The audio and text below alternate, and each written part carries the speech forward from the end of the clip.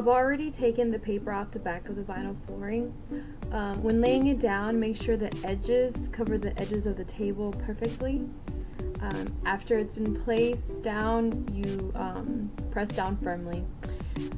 In hindsight, I realized I should have put down the first row and the last row so that the edges were lined up perfectly, so I recommend you do that. But I went ahead and did the second row. I measured 7 inches to the right from the top line where the two pieces meet. You'll do the same for the third row, basing yourselves off the second row's line. And here I'm just doing the same thing I did to the top row, to the bottom row. Now I measure the space where I'll need to cut the vinyl to make it fit. I measured from the edge of the table towards the inside. With the ruler I double checked and I drew a straight line in the back where I'll be cutting. This next part I feel is really crucial. Like, you don't want a crooked line. So with a steady hand and a box cutter, you cut to the line that you drew.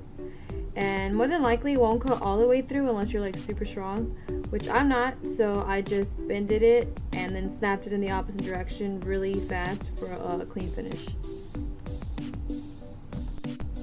I didn't have light sandpaper, so I just used the nail file that I had to file anything that may like stick out. This is optional, I would say. So yeah, you just place it down, and you always make sure the edges are like the first thing you put down, and it's like kind of like a puzzle piece, so the other end is going to fit perfectly on the other side. No need for measuring. Alright, so the last thing we're going to do is going to be applying the caulk on the cracks. Make sure you use a wet finger or a wet cloth to push it into the cracks, because if not, you'll just be pulling it down. Make sure you clean around the cracks, that way you don't have any caulk that dries up on top of your table. And that's it. Keep the surface dry for about a day, and I'll link where I got the vinyl flooring below.